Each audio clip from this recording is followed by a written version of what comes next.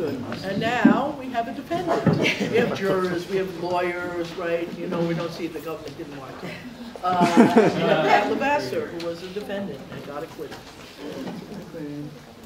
Well, thank you all for being here tonight.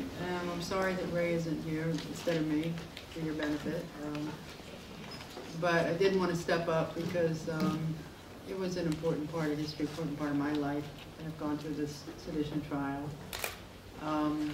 Just a little bit about myself. I grew up on the Eastern Shore of Maryland in the 50s and came of age in the 60s. I was fortunate to be raised by parents who were opposed to slavery, opposed to racism, which was, you know, pretty prevalent in the area that I grew up. We would get soap in our mouths if we said anything racist, like we would if we said a bad word. I don't approve of that punishment anymore. But it was just that we grew up in a unique family given where we lived. And that meant that from the time I was a little kid in school, I was different in that sense because I guess I was always idealistic is the word, and believed in peace, and that if we were all the same on the inside, and all of these things that my parents told me. I was also very patriotic. My father was in the Army all his life. My father was in World War II, and my brother ended up dying from exposure to Agent Orange after being a medevac in Vietnam for his 2 tours there.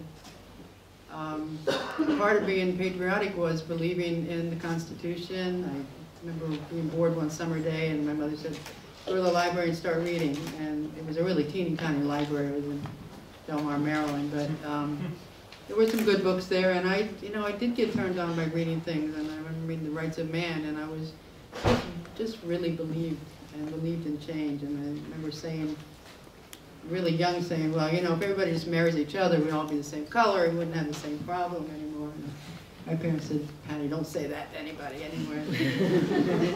So it was kind of at that place, and then of course I grew up, which I think was fortunate, through a time of great illustration of rights and people fighting for rights and against racism and against the Vietnam War. I went out to California when I was 17. Shortly thereafter, I was hit by a car, and I woke up in a room with people crying. There was 3 other women in the room with me because Martin Luther King had just been killed. I got out after 2 months, and Bobby Kennedy was killed. And I ended up going back east and trying to work somewhere in Kent State had happened. And all of these things I felt very deeply, and they motivated me. And I knew that whatever I did, I wasn't going to sit here and type bills in this medical office anymore. I was going to do something. I just continued to travel and go from place to place and finding whatever movement groups were in areas that I traveled to, in New York and in Boston. And I ended up in Maine in 1972 and hooked up with the people who were against the war in Vietnam.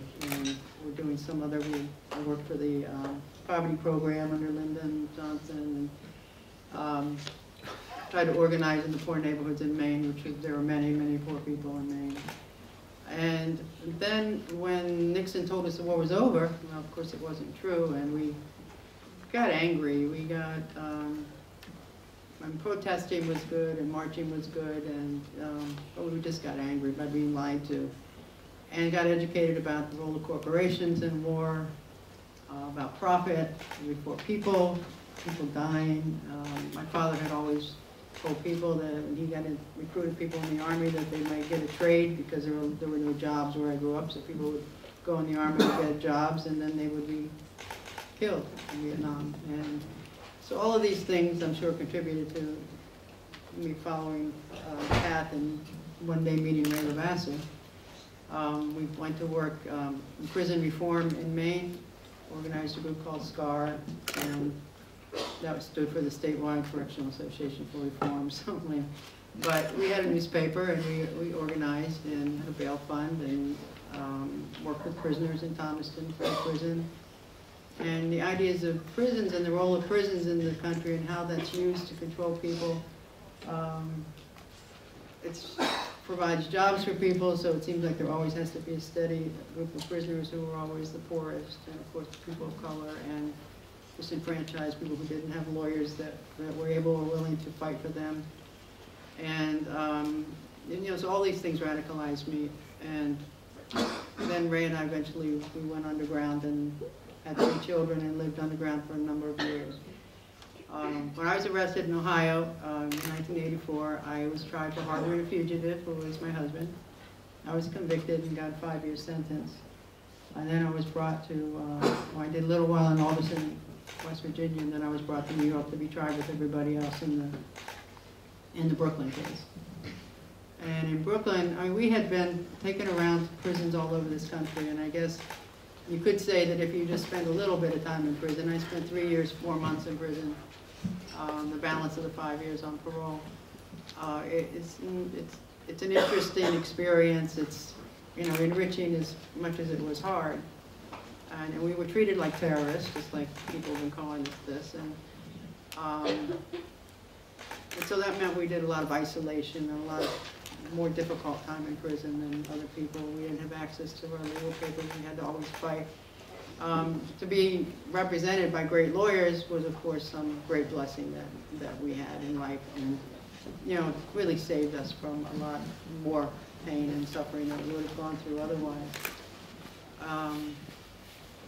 So when we got to Brooklyn, my lawyer at the time's mother died from cancer, and then her father died about a week later.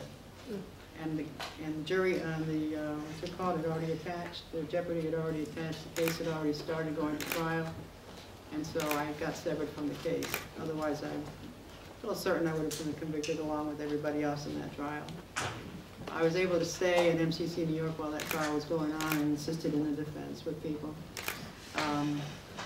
But then they decided after that was over that they weren't going to try me by myself in Brooklyn, and that's when we all were indicted for the seditious conspiracy and the RICO here in Massachusetts. And when we first found out about being charged with sedition, I couldn't believe it. I think I was on the phone in the jail and talking to you, and I said, sedition? That wasn't even our strategy, you know. Nobody thinks that 7 people are going to overthrow it. The idea was just to organize all the people to fight for what's right. And if it hadn't been people fighting for what's right, you know, we'd be singing to the Queen today. We wouldn't be listening to the national anthem after baseball. So, you know, lots of mistakes and judgment and things that happened at different times. Obviously, you could fill a book or 2, or, you know, at least. But, you know, I believe in my heart that we, you know, always were well-intentioned people, and that we weren't racketeers. I met some in prison, and I knew what a racketeer looked like, and sedition was, you know, a ridiculous charge. So it felt good to fight it.